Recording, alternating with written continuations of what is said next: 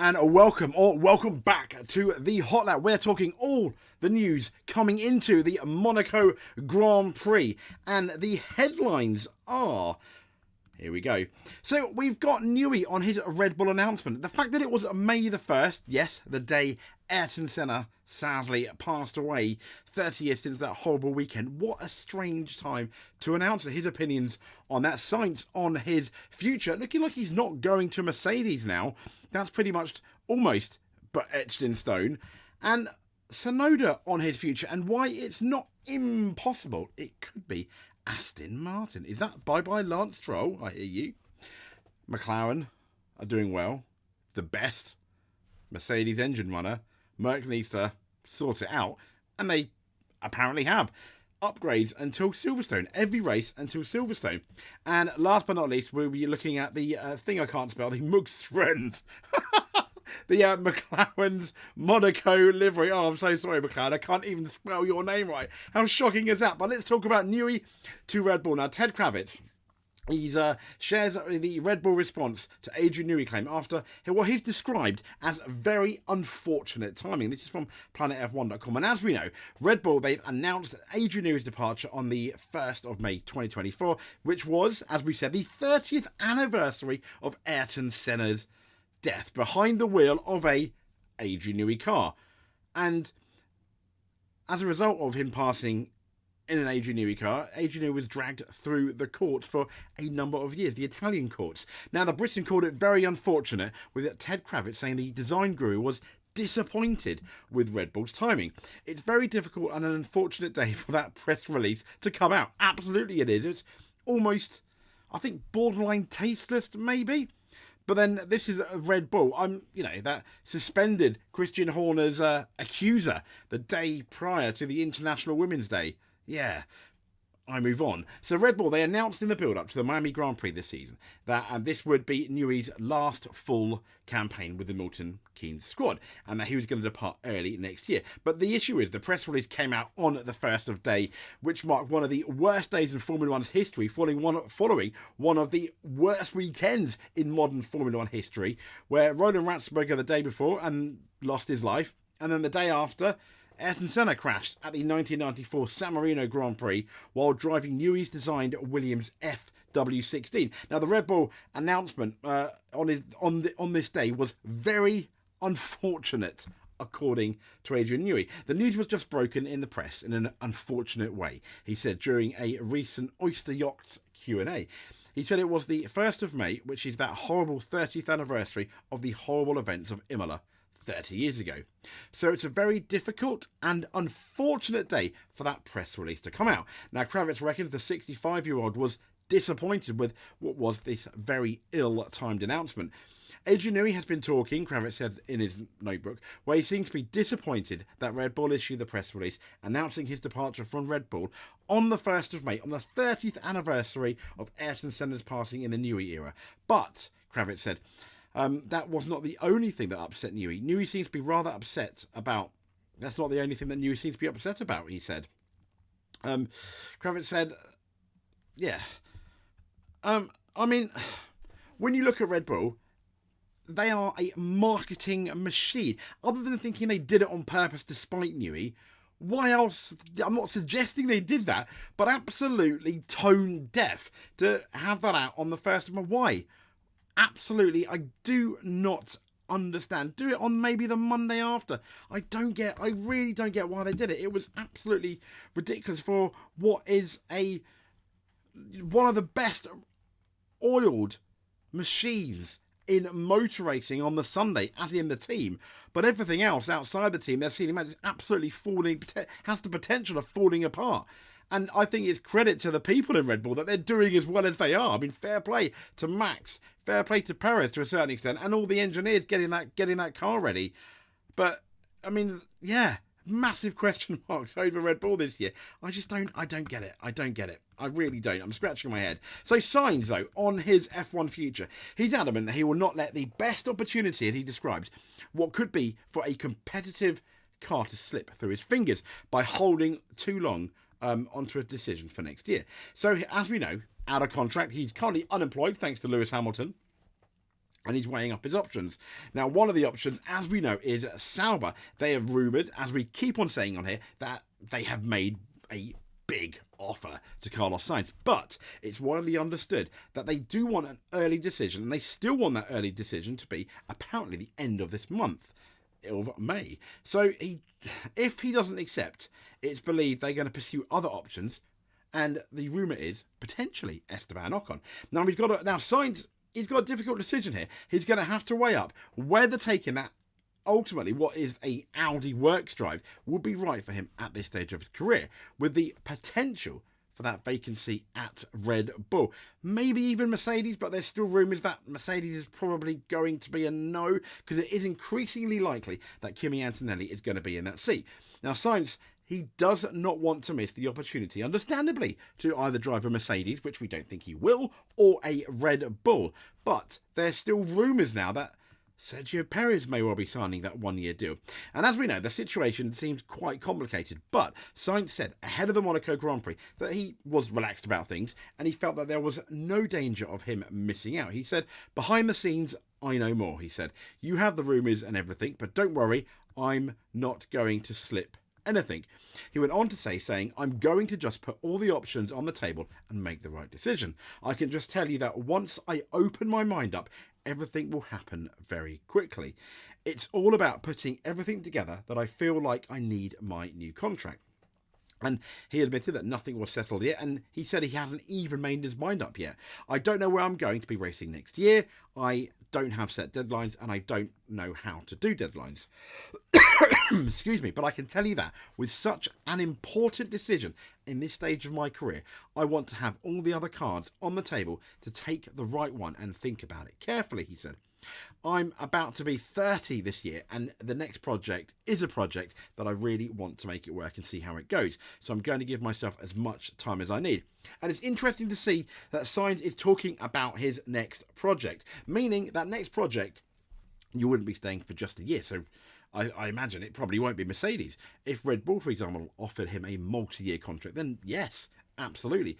Having said that, Audi seems to be potentially the most lucrative product of all, with the, let's just say, maybe the most money and the biggest long-term aspirations. But the risk is he's going to have to build up a team from scratch. So from Carlos Sainz to Yuki Tsunoda, yes, and he's reportedly name-checked Aston Martin as a potential Red Bull alternative.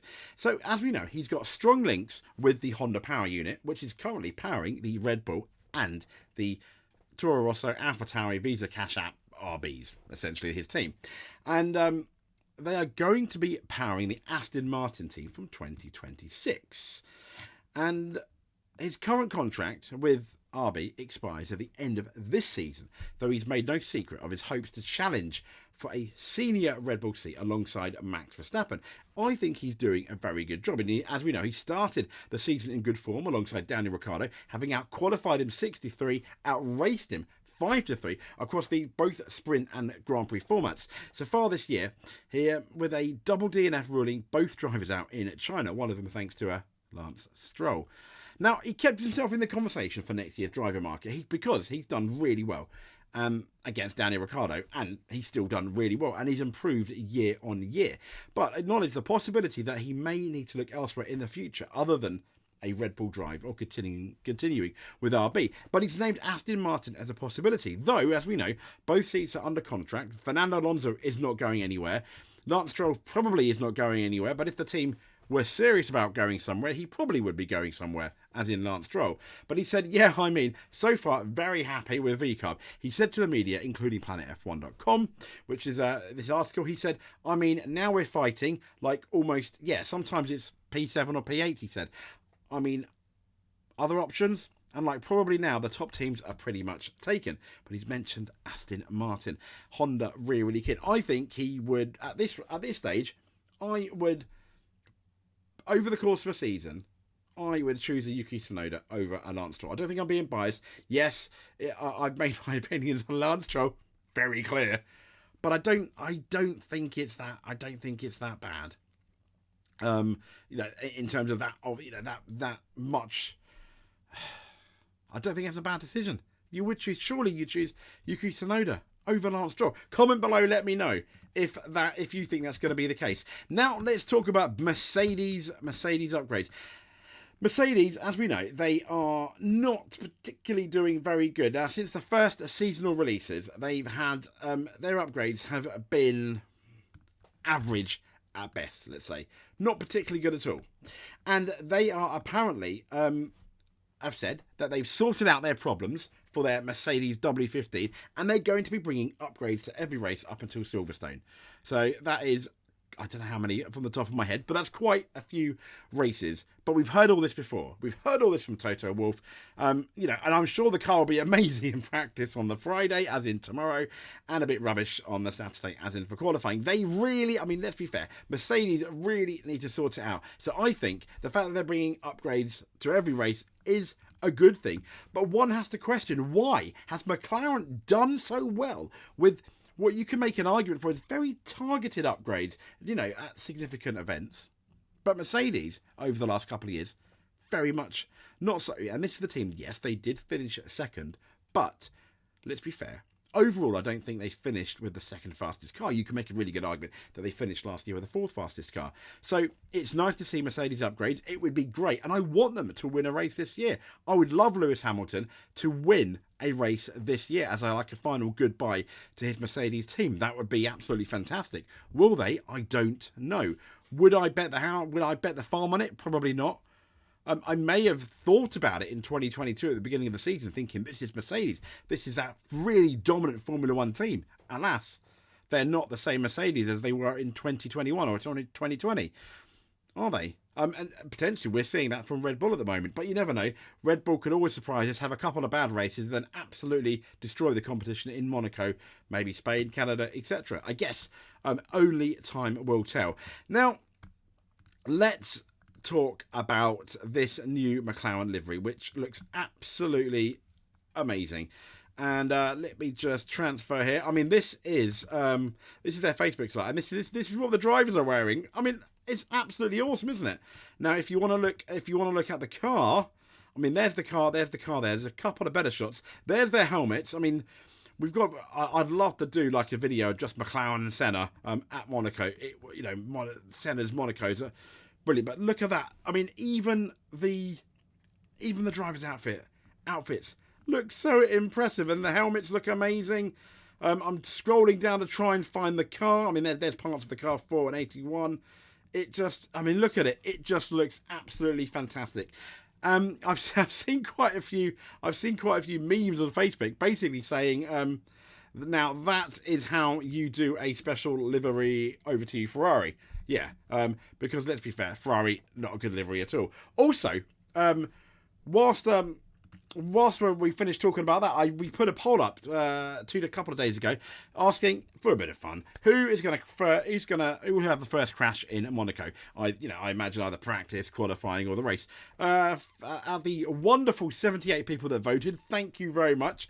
Lance Stroll won, but not by much. 47% for Lance Stroll, 41% for Logan Sargent. I did put Perez in there, 12%. So someone did vote Perez. Someone even put, I think, in the comments, Max Verstappen, which I thought, wow, if he is the first one to crash, I will do a very special episode. I'm not sure what that is yet.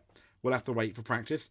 So let's see who's right. I think we got a fair chance of one of those three being correct. I hope I'm wrong, and we just have an awesome weekend, but I guess you could argue, I'm a realist, maybe. Who knows? But there we go. Anyway, this has been the Hot Lap. If you made it to the end, you, sir, or ma'am, are fantastic. Please give us a subscribe. We've been doing so well. We're over 1,000 now. I did do a special 2 hour 40, I think 3 or 44 minute live stream where we played the entire season of F1 2014 on the PS5. Really, it was the F1 2015 game, but in that game, quite uniquely, you can choose the F1 2014 championship, which we did as none other than Jenson Button. I really enjoyed it. I was getting quite tired towards the end though. But yeah, so I just want to say thank you so much for all your comments, all your likes, the fact that you're watching, it means so much. We've come so far from, when I started in September on just a couple of subscribers. Really appreciate that. And any comments, I love reading them. I reply to them where I can. I don't think you understand how much I appreciate it. It's kind of like makes it all worth it. Oil for my soul, as Heinz Hauer Frentzen once said, I think, on his first win at Imola in 1997. Anyway, I am in danger of rambling if I've probably already started. So I'll leave you guys to it. Thank you very much. We will be back with our F1 news after F1 practice, unless something happens between now and then. Hopefully not.